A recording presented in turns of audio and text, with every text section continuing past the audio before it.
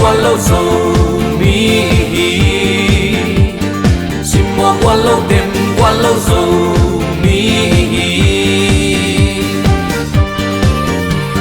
Simmo Guollow demguol Zomi,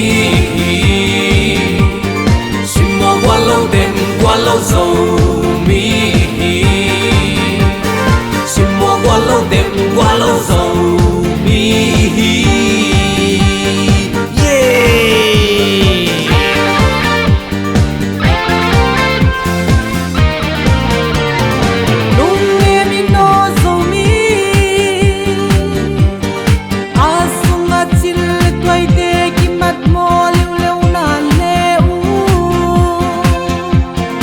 Zogam Zolei hausa na hi olpeyo Ditat na Guolzaw na wahat na lochin na hizaw Zogam Zolei Giabang zuun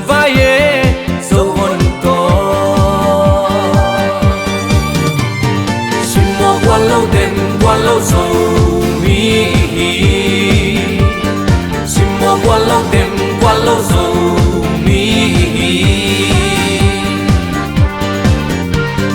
Simmo Guollow demguol Zomi, Simmo Guollow demguol Zomi, Simmo Guollow demguol Zomi.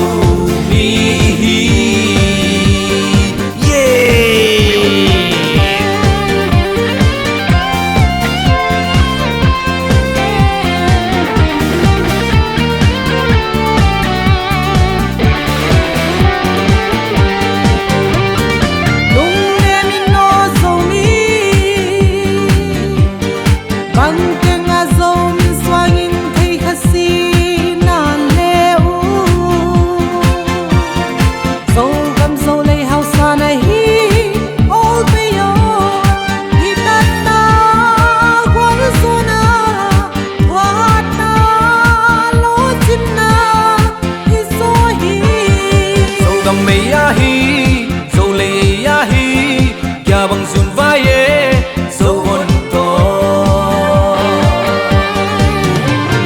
Simmo Guollow demguol Zomi.